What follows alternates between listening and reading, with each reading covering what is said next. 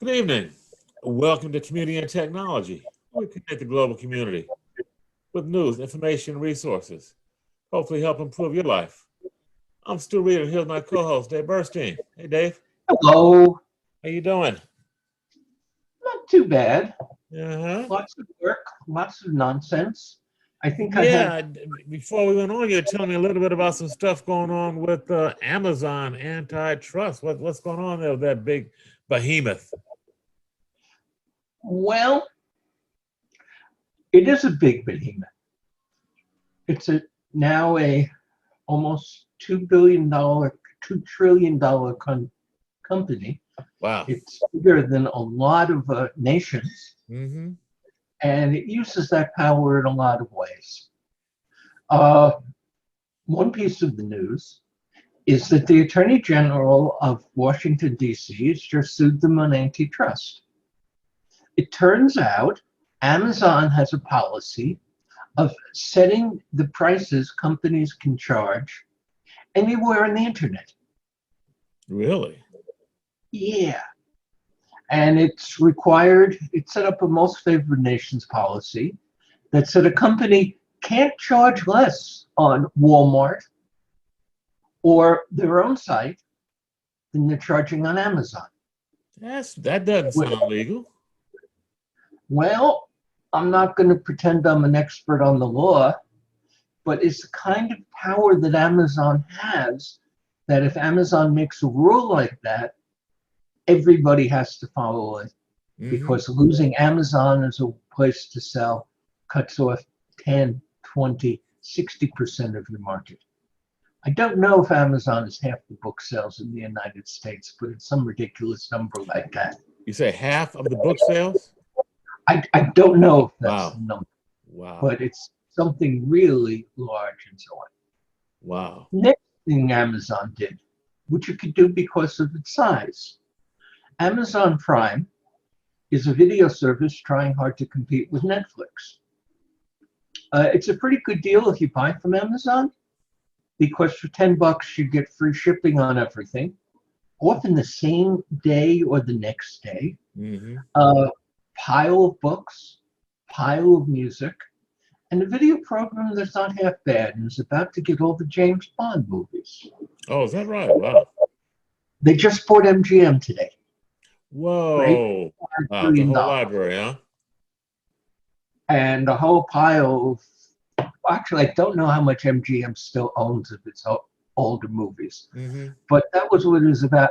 And the relevance of this, when we're talking antitrust and behemoths, is that Amazon is so big that it can make an $8 billion purchase, where others, like say AT&T, not a small company, feel they can't compete in video because they're not big enough. In AT&T, didn't they just make a decision to divest of a large part of their content? Yeah, they threw other video into a joint venture that's going to be 71% owned by AT&T shareholders. So the shareholders are doing as well as that. And 29% owned by the Discovery shareholders, and the Discovery people are going to run the company.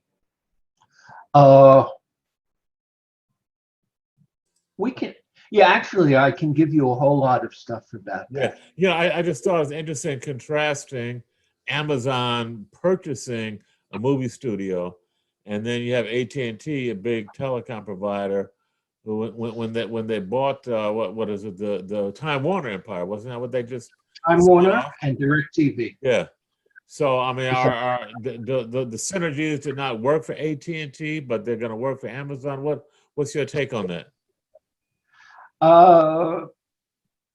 Well, AT&T lost about $50 billion jumping into video. Some of it I knew at the beginning because I knew back then the price was too high. I didn't know the whole strategy was going to fail. What really killed it is that people were cutting off DirecTV and ultimately home box office, which is a key value in Time Warner. Right. Because we can get it over the internet. And that's happening much faster than AT&T assumed when they put the money up, and that's really clobbered them. So it took them 5 years to realize it was a terrible mistake, and they're trying to hide the $50 billion they lost. They're only admitting to 25 billion of it, which a company that's worth over 200 billion can manage to live with. They lost so much money that they had to cut the dividend. So that hurt the stock. But there's some good news coming out of it.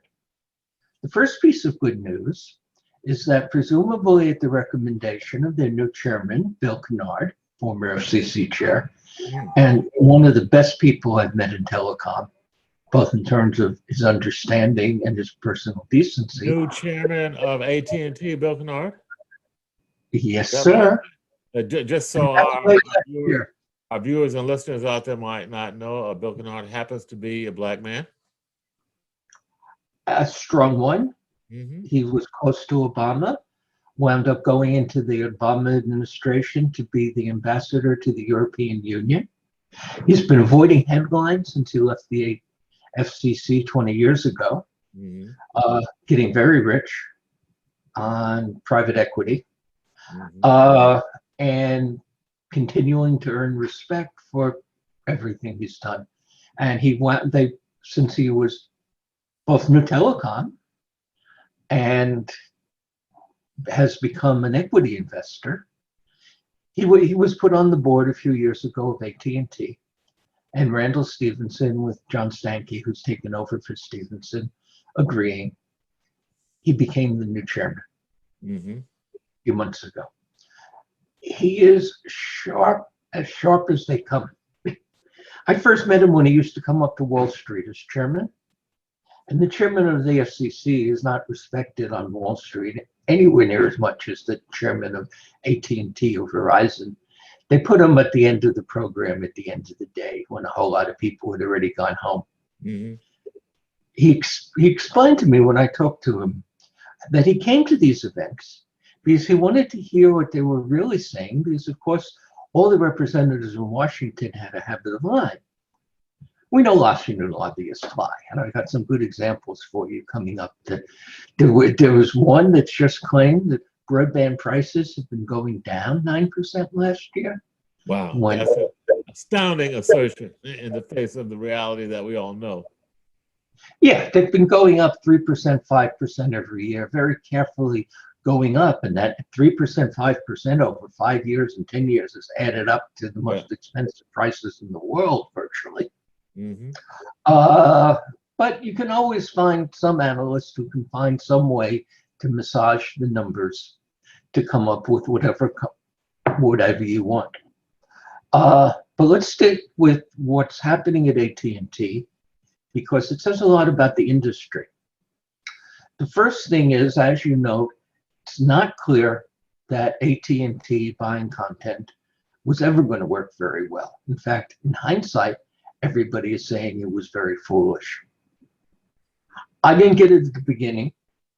I did see the price was too high, but I didn't see that it was going to be a mistake. Bill Smith told me that was what they had to do. Bill is also one of the people I very much respected in the industry. He was running AT&T's network at the time on the technical side, and he went along with the decision. AT&T said they had to get out of the video business because they were too small. Too small? To keep up with. Wow. Yeah. Compared to what? Compared to the big international video players. They said that most of their assets were in the United States, which is true. They have internet backbones around the world, but that doesn't add up to that much.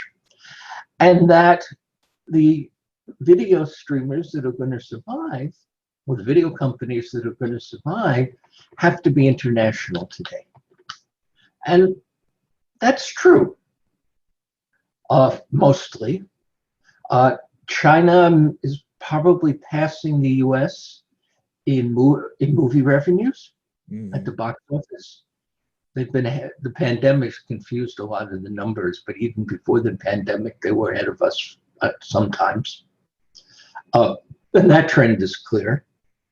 And the deal with Discovery, Jenny asked me, how is Discovery big enough to take on something like HBO and so on? Isn't that bigger? It turns out that Discovery for the last 10, 20 years, owned by John Malone, run by David Zaslav, both of whom are very, very good at what they do, has been expanding internationally like crazy. So they own the History Channel, the National Geo Channel, most of the Oprah Channel, Home and Gardens, I think, whole pile of things like that, as well as the Discovery Planet, the Discovery Animal Planet, blah, blah, blah. And what they've done is they translate everything into 20 languages and sell them in Russia, Hungary, France, Germany, China when they can, India, and so on. And that's why they are big enough to be interesting and to be doing well.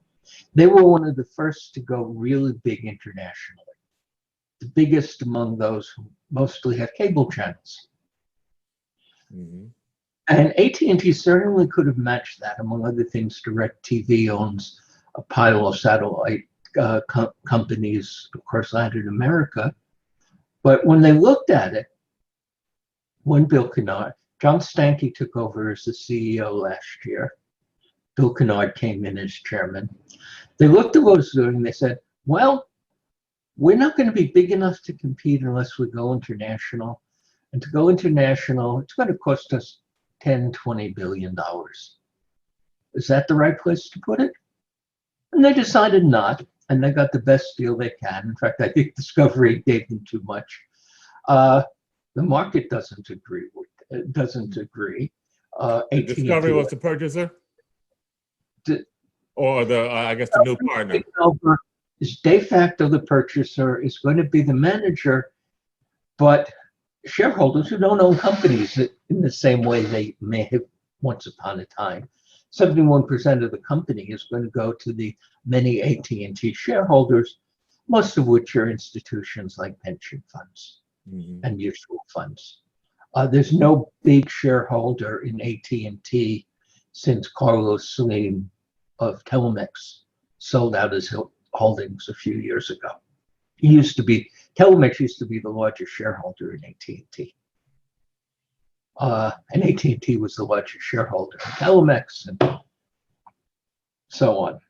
But he had a split with Randall Stephenson 5 years ago, 10 years ago, and they blew.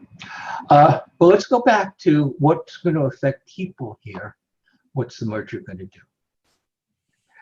It actually is going to make for a much better AT&T network.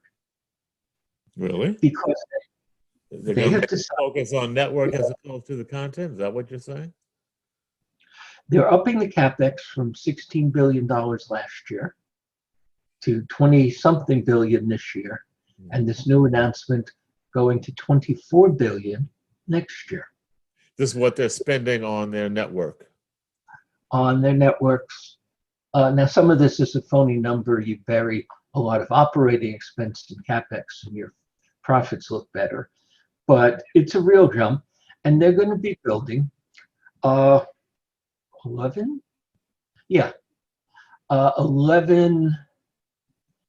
million lines or homes passed with fiber to the home. Interesting on a lot of levels. And they're funding it by cutting the dividend because they had to do it.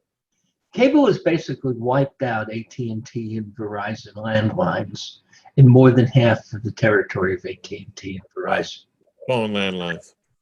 Yeah, because DSL just can't compete, so it's only where they're building fiber. And AT&T is going up. They're going to build 4 billion lines of fiber this year and next. That's pretty substantial. So one of the European writers on this said, AT&T discovers new business plan, becoming a phone company.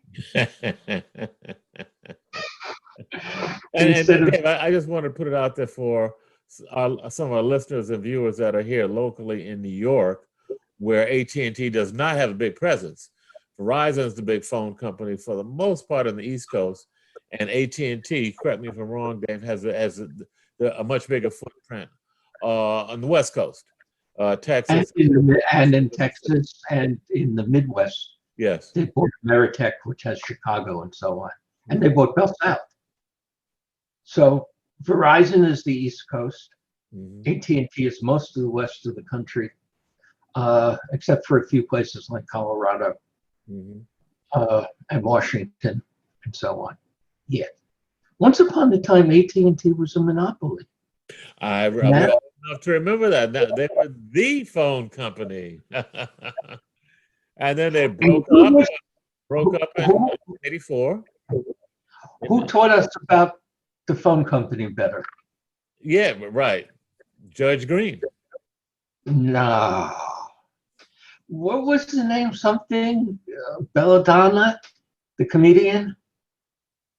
I don't know. You lost me on that one, Dave. The phone company operator, and said, I think it was Saturday Night Live, and she said, why can we do this? We're the phone company. We can do anything. Yeah, they were the phone company, and broken up into 7 baby bells, and then one of the baby bells came back around and bought the AT&T long distance company, and now have built themselves back up into another quasi monopoly, I guess a duopoly between them and Verizon. They pretty much just split the country in half in terms of phone service, not counting the cable guys. Yeah. And I have lots to say because I've been talking to a lot of people in Washington. So let's bring this into the Washington debate. Okay. Joe Biden, backed strongly by Kamala Harris, wants to waste about $50 billion that's going to go to the phone companies or massive waste.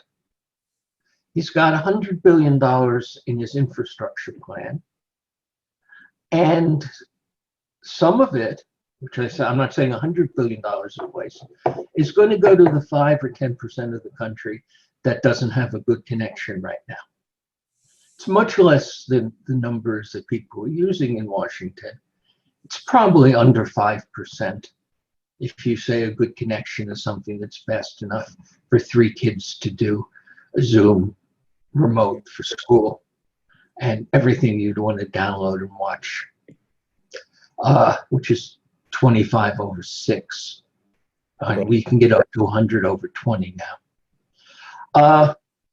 That has some purpose, although it turns out half of that is already going to be covered by last year's RDOF program, which put $7 billion there to cover at least half of what's currently uncovered.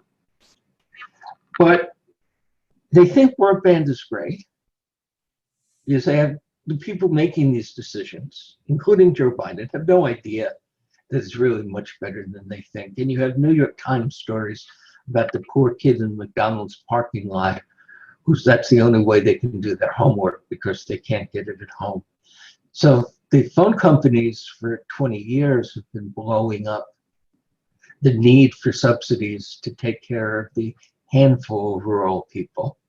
Mostly it's subsidies that they're going to keep a lot of. And the mistake that Biden is making, and some good people like Chris Lewis is backing them up and so on.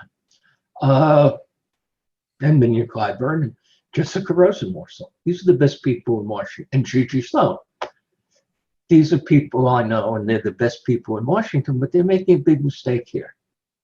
Because they think if they bring in a second company where there already is cable, that will be competition and bring down prices. Well, I've not seen that. Tell me about what Scott Walston, who was the best economist working on this stuff in Washington, told us on the show. He studied this. Yeah, that doesn't happen. I mean, we have our example right here in New York City, where Cablevision was given a franchise. It must be 10 years ago now, and the rationale was, a lot of the talk was, okay, they're going to compete against Time Warner and Cablevision, who were the dominant cable guys, the only cable guys at the time, and prices would go down. Did not. Duopoly, the guys cooperate together, and I won't say they fix prices, but they certainly wink, wink. I will say they fix prices using public signaling. Okay. Not necessarily meeting in the back room of an airport motel, which is traditionally where you did the price fixing. You should go to Wall Street and say, we think that this year we should emphasize on increased profitability in our cable network, and we're hoping to get price increases of 4%. 2 weeks later, the head of the phone company goes to Wall Street and says, this year we see an opportunity to increase our ARPU by about 4%. And everybody knows what they're saying to each other. And a friend of mine who happened to have been a vice president at Time Warner said they had gotten so good at signaling each other, they no longer had to get together in an illegal meeting. And everybody in the business knows this is going on, and we've watched the prices move totally consistent with this. And that's what's been going on for a few years. So now Biden has fallen into that trap, or his people have, in thinking that they're going to fund a competitive provider in the rural areas. Is that what they're doing? The extreme rural areas is one thing. That's a separate discussion, although they're far fewer than they think. But they want to put in a competitor to cable where the phone company hasn't built fiber. And let's go back to AT&T, which I just told you announced they're going to do 11 million lines of fiber. The other phone companies, other than Verizon, Lumentum, which took over the old Quest, and Frontier, which came out of bankruptcy, are also building a lot of fiber. I just did a story that in Europe, 2/3 of France has been fibered, and they're continuing to build so fast that in 4 years they're going to be at about 80 or 90%. Most of it without any subsidy. Turns out fiber is a good long-term investment. The companies are building it everywhere in the world. In Canada, both TELUS and Bell Canada are over 60% covered and continuing to increase that with their own money. They don't need subsidy. So that you're getting much of the fiber, and the subsidy is mostly going to go, if they do it anything like their current plan, to places and people who are going to build anyway. That's why I say it's waste. And they're fighting very hard. The guy who just picked up the ridiculous pricing survey from the USDA just quoted some of them on saying how important it is that they don't do any price regulation. They don't have to. No, they're saying it was important that the feds don't do any price regulation. Oh, okay. That would destroy the whole system that's doing such a great job for us. And so people who mean well, and I'm thinking of old friends who I fought alongside for 20 years, Gigi-san, for example, saying, well, as Chris Lewis said to me publicly, that, well, we know the prices are so high because there's no competition, so we've got to do something to get more competition. Well, the evidence is very clear that two players are not interesting or effective competition. You need something like 4 to 7 before you see the miracles of competition. I'm all in favor of competition where you can have it. But the competition... Duopoly is not competition. Two operators is not competition. It's just such weak competition. Now, the wireless guys are going to come in a little bit because they have so much overcapacity on wireless that they don't know what to do with it. So that'll be a little bit more competition. But there's no reason to think that Comcast and AT&T and Verizon, who are going to be 85% or more of the market, probably for the rest of my lifetime. I'm Mhm. pretty old. I'm going to cut prices because of this competition. Dave, I'm reminded, and we've talked about this before on the show. I'm reminded that the current push broadband, and it sounds so good because everybody needs it, everybody wants it, everybody knows about the shortages. So it makes such great headlines. Oh, we're putting these billions of dollars into broadband. But it reminds me of the Obama BTOP program, Broadband Technology Opportunity Program, where they put $3 billion in the first round and then another $3 billion in the next round. And almost all of the money went to the usual players. The guys that new players that did almost nothing. Right. Things like mid-mile companies that sell to the phone companies that supposedly were going to be the local competition, but they haven't sold any, and several of them have gone out of business already. And you look at what's what, and frankly, the Republicans who said maybe we should do something for the places that aren't covered, and we should do something to bring down prices. They're talking about subsidy. They don't think cutting into corporate profits is the way to do it. Are right on this. And my friends who are progressive who want to put all this money into building new networks haven't really thought through whether or not they'll have an effect. And let's end this conversation here now because we have something to celebrate. Today would have been Miles Davis's 95th birthday. Wow, MD. I have 87 Miles Davis albums, which is something very easy to download from the internet if you want to. I think my brother has every Miles album. He started collecting them in high school when we were about 14 years old, back in the early 60s. I'm not sure how he got hooked on Miles, but he did in every single album. So I grew up listening to that as a kid. And so Miles is kind of in my blood. And then my dad loved him so much as well. Except I must say, funny story, Dave. Miles' classic stuff, Kind of Blue and that whole era. And that's what my dad loved in my teenage, early college years. Went to a club to hear Miles in D.C. in the late 60s. And Miles, as you know, he never stood still musically. He was always moving. Anyway, but my dad went there expecting to hear Kind of Blue on Green Dolphin Street. And Miles was Bitches Brew and beyond. He was like all over the place. And my dad was so upset. So upset. But Miles was that kind of guy where he did not want to hear what he played yesterday. He was always pushing the envelope, pushing forward. Always bringing new bands, usually from the young folks. Yeah. And at that time, he brought in Herbie Hancock. Yeah, Wayne Shorter, Tony Williams. I mean, so many of the young guys came through him, mentored under him. Many of whom used electronics. Yeah. And all the traditional jazz people got really upset by that. Yeah. So let's play some music while we take a break in the station ID.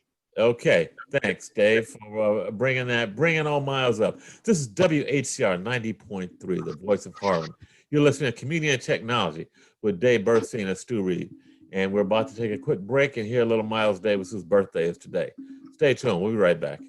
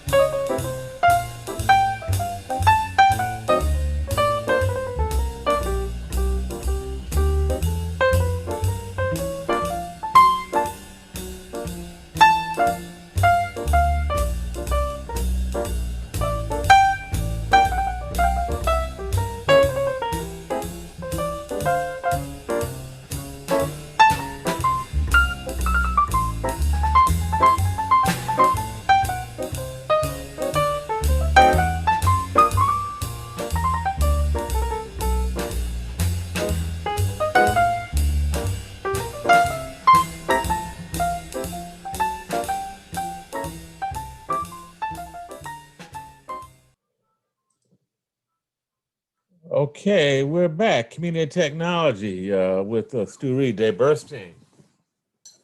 Just had a quick musical break. Miles Davis, who would have been 95 years old today, born in 1926. passed away in 1991 and revolutionized the music industry for sure. A real pioneer, and as we were saying before the break, someone who brought so many young folks into the business, into the musical industry. He was something special, to say the least. But anyway, we're back. Dave Burstein, Stu Reid, Community and Technology. Before the break, we were talking a bit about some of the broadband, I don't know if I want to use the word stimulus, but the broadband funding that President Biden is proposing, and how it's probably going to go to a lot of the usual suspects who really don't need it, but they're certainly happy to receive it.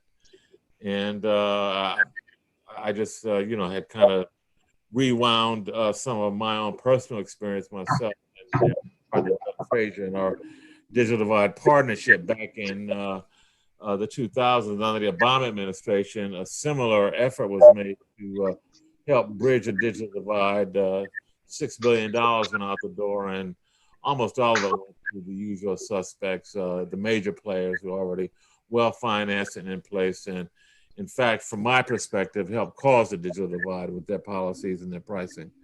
Anyway, Dave, one of the things, we talked a little bit about, I know you want to change topics here, but before we do, I just wanted to also mention, we're looking at a story where the Verizon CEO and AT&T CEO and some others were talking about their vision of how to bridge the digital divide. And they are proposing more government subsidies to the end users, which... No, don't read it that way. Okay, how do you read it? Going to the phone companies. Oh, it's their subsidy. Buying broadband that can go to the end user. And the reason this is a terrible program and a terrible compromise is that they're paying the phone companies at least twice as much as they should be. It is more of a giveaway to the phone companies and corporate welfare than it is a program to bring people broadband. Yeah, I just saw a story today. I wanted to comment, Dave, that a number of the phone companies under the current plan that's out there, the so-called Emergency Broadband Benefit plan, a lot of the operators are insisting that the end users take a higher price package in order to qualify for the subsidy. And the original source on that, to me, was the Washington Post, who was finding that both Verizon and AT&T were, in effect, raising prices by forcing people to buy more than they would have and probably don't need. And that's where a hunk of the money should go. Yeah, I just saw a story. Spectrum right here in the New York market is doing the same thing.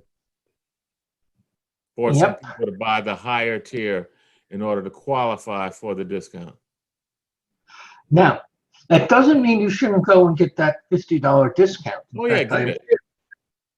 Absolutely, and the feds are making it very easy to qualify. They set the terms on something ridiculous. Your income had to be less than $90,000 or something. Yeah, so if you're out there listening, talk to your cable company or your phone provider who's ever providing you broadband, and ask for that subsidy. I think the best way to do it is to start by going to the FCC and getting qualified at the FCC, and then you can take that subsidy to the companies, but not on the most affordable packages. No. And not giving, the government is spending $3 billion here, and they're paying full retail and then some to make it. Incidentally, the program also covers up to $100 in your costs to get a computer or a tablet. Yeah, which is good. Absolutely, everybody should do it. The other thing that the report I happen to be looking at about how Hans Vestberg of Verizon is in Washington begging for more subsidy is that AT&T's John Stankey has been going to Washington, at least remotely, and writing for Washington about how we should tax the internet in order to pay for this subsidy to them. Really? I hadn't heard that. They tax the internet? Well, Who's let's going to pay see. that? Like I don't know, the consumer, the end user. Yeah, Hmm. it is. They're urging to identify permanent and sustainable funding solutions. Hmm. And the definition of sustainable is it's not paid for by the phone companies. They're trying to. Heaven forbid. Yeah. Yeah, they would tax Google and YouTube and Amazon and Facebook in order to subsidize the phone companies. So, folks, if you look at if you're a cable TV subscriber and you look at your cable bill, you got all kind of taxes and fees on there tacked onto it. Right now, there is no sales tax on internet service. So, Dave, is it a sales tax that they're proposing? What kind of tax are they talking about? Anything other than taking the money from the phone companies. Okay. Making They don't care what you call it. Consumer prices and to cover incidents of the tax. But let's go to another ugly Washington story. Let's start with something wonderful. Have you looked at the numbers lately on COVID infections? I did just look yesterday. I just saw the national numbers in this country. No, what I looked at was the vaccination rates at I think 52%, but I don't know what the actual infection rate is. Vaccinated, and the rate of infections has gone down 37% in the last 14 days. And it had gone down before that some too. So wonderful, remarkable things are happening as the vaccine is finally getting out there. The vaccine works. Anybody who doesn't get vaccinated is risking the lives of everybody else. And we now have 250 million people who are vaccinated, and the reporters have to struggle to find the real but very rare serious side effects. So the evidence is pretty good. I was horrified to discover that two of the companies I deal with that on most of the things are reputable companies are opposing getting low-cost vaccines to the rest of the world. There's the numbers out of India. The Times just did a story. They were looking at 300, 400,000 official numbers and probably 1.5 million in reality. Deaths, not cases, deaths. Wow. And getting the vaccine there is important, not just for the Indian people whose lives you saved, but for us, because the more people who get infected, the more mutations are likely to happen that could come right back.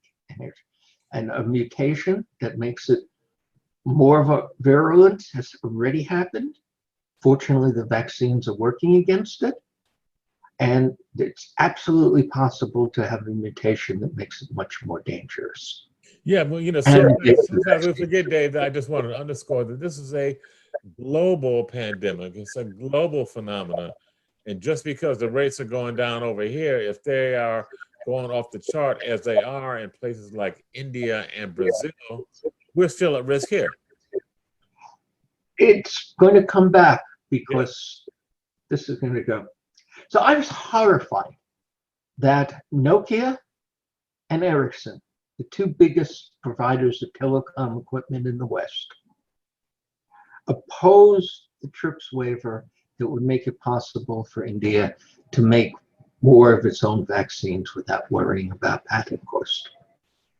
They went along with the big pharmaceutical companies. Nobody, there was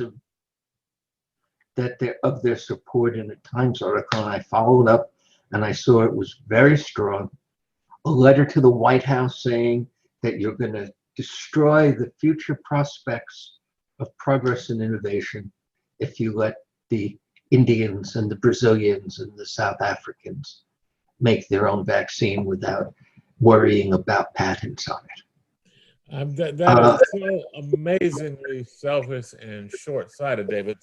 It's stunning that the telecom guys will be thinking down the road, oh, we may have some patents or some copyrights, and somewhere down the road, we may be forced to open up those to share those copyrights with folks who can't afford to pay for it, and therefore we're going to side with the pharmaceutical. I mean, it's breathtaking. Well, what's your read? What's the rationale if there can be one? The first rationale is that nobody's noticed. I even fed this story with the facts to the Washington Post, and they haven't picked it up yet. Probably won't. And they're going to say, oh, yeah, the lobbyists in Washington always do ugly things. Not news. And the fact that it doesn't usually get noticed, and the Washington Post, and I'm going to feed it to others if the Post doesn't pick it up in another day or two, don't notice it, allows them to cut dirty deals in the background. And there are three plausible explanations for why the Nokia and Ericsson people working through their trade association oppose TRIPS. One of them is that Nokia and Ericsson are among the ugliest, well, Nokia is among the ugliest aggressive patent demanders in the world. They're getting up there with Qualcomm and what they want. They're currently saying that Mercedes should pay a percentage of the price of the entire car because there happens to be a modem inside it to connect to the network and said to let you download your music and watch TV while you're in the car and do some other things. That argument is raging in courts around the world. The Chinese are on the right side of it. The Americans brought in antitrust suit against Qualcomm on that, which was lost on appeal. And the Germans are throwing out the Nokia patents right and left because they were bad patents. So they're not collecting anything from Mercedes and BMW yet, but the fight's happening. So their people think, well, we're going to make billions off patents, we better enforce them. The second possibility is that the people, lobbyists in Washington are politicians who scratch each other's back. Pharma is very powerful. They own a lot of congressmen. And it may be the phone company said, we do this favor for pharma so we can get a favor back. Or it may be that the guys in Washington who represent the phone companies and their trade association are reactionary. Well, I'm not going to say that word on the radio. Who are totally corporate oriented. And if it makes more money for the corporation to support it, there's a lot of people in Washington like that. And the guy at the trade association who's in the middle of this is paid $500,000 a year. Why they're doing it? I don't have any information. They declined 4 invites from me to discuss the subject, and I offered to print their comments verbatim. They weren't interested. And this is the way a lot of things happen in Washington. And now, if those alternative providers in Southeast Asia and other places around the globe were allowed to use the patents without paying the huge sums of money, I imagine there'd be a much faster rollout of the vaccine and probably some new providers of the vaccine as well. Well, the Indians happen to be very good at vaccines. The largest vaccine maker in the world is Indian, but they don't have. But this is a great story, and one of the reasons we look at all this international stuff and say the international greed of American companies hurts us. From Nature, the prestigious science magazine, an article about Kiat Ruxwantham, the cure COVID-19 designer in Thailand, who has a messenger RNA vaccine that has just passed all its animal tests and is going into human testing in June. in Thailand. Because there's a lot of smart people in Thailand and China and Russia and South Africa. And some of them, the folks at this guy's institute, have been working on messenger RNA with the people who invented most of the medical applications for several years. Mm-hmm. And they've jumped in, and they have a vaccine, as I say, ready to go into human trials from Thailand. And they asked, would you benefit from COVID vaccine patent waivers? An agreement to waive patent protections for COVID-19 vaccines in low and middle income countries would be wonderful. It will allow us to use technologies that are currently unaffordable or inaccessible to us to make our vaccine even better and cheaper. Well, waiving patents is only the first step, he added. You also need funding, local manufacturing capacity, and access to crucial raw materials. One of the reasons India's vaccine production has been limited is the United States has refused to sell some materials we wanted for our vaccine production. It's amazing, Dave. I mean, you look at this. I mean, I cannot imagine a global threat more scary, more harmful than what we've gone through the last 18 months, this COVID pandemic. And yet capitalism is rearing its ugly head and getting in the way of solutions and solving this problem. It's amazing. No, it's not amazing. It's the way it goes so very often. Yeah. But not always. And on this one, the noise made by Jamie Love, who is a fabulous advocate who's been doing this work for more than 20 years, a number of Democratic congressmen and senators persuaded Joe Biden to ignore pharma, ignore the phone companies, and do the right thing. And the U.S. is supporting the waiver now. Oh, really? Did that just happen, Dave? That happened a week or two ago. Okay. And they're now having talks at the World Trade Organization. Mm-hmm. The Germans are still insisting that a waiver will destroy research on vaccines, but the U.S. has decided that saving lives in India is the right choice. Yeah. Which is good. But this is one of the reasons I look at it. I mean, I know this in terms of things like Huawei and ZTE and so on. There's smart people everywhere. And we're all better off taking advantage of what they can make, including, apparently, a researcher in Thailand. Yeah. Making one of the most advanced vaccines in the world. That's amazing. That's good. That's good news. Well, we're kind of winding down time-wise here, Dave. Is there any things that we haven't talked about in the news today that we need to share with our audience in the last couple minutes? Well, let me give you just a couple of quick ones that are interesting. Sharp is about to release a phone with a 1-inch camera sensor. That's the kind of thing you see in $4,000 video cameras, not the kind of thing you're used to seeing in phones. Designed with Leica, who's providing the lens technology. The cameras now in even the low-end phones are quite good, and the high-end phones are getting extraordinary. Mm-hmm. Some of it's new software and some of it's technology like this. And who's the manufacturer of that phone, Dave? That's Sharp making the phone, and the sensors. Well, I didn't know that Sharp made phones. Well, I haven't heard that name in quite a while. They've been kind of. I don't think they export much to the U.S., but they do make phones in Japan too. Okay, that's why. Okay.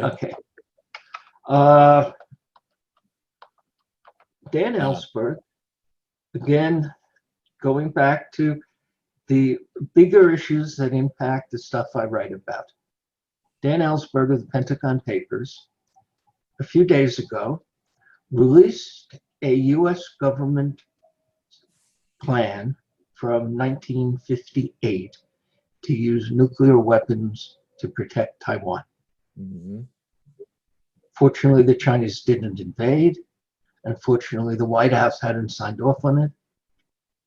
But it's becoming really serious, the possibility of war in Taiwan again. I've got people like senior British generals saying that we have to prepare for war over Taiwan.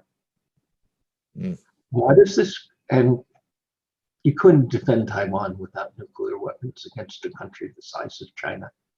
It's 100 times the size, well, not 100 times the size, 40 times the size. It was like you couldn't defend Germany against the Red Army in the 1950s without using nuclear weapons. And all the German cities were about 5 kilotons apart. And Okay, bring it back to tech, Dave. We only got a minute or so left. Bring it back to tech. What's it about? Bring us back to tech. One of the stupidest moves the United States has done is invite a war in Taiwan by forcing the Taiwanese chip manufacturing to blockade Huawei. Because TSMC is the most advanced production in the world. You can't make chips for 5G phones except at TSMC and Samsung, which means Huawei can't make chips and can't sell many 5-inch 5G phones. That's a blockade is an act of war traditionally. Mm-hmm. That blockade has had very little effect on security. The phones were never the security problem. And the risk of nuclear war over Taiwan outweighs any possible advantage of the blockade against Huawei. Mm. And that's one of the stories I've been reaching. And Dan Ellsberg made it more real by saying sure did. we're ready to use them. Mm-hmm.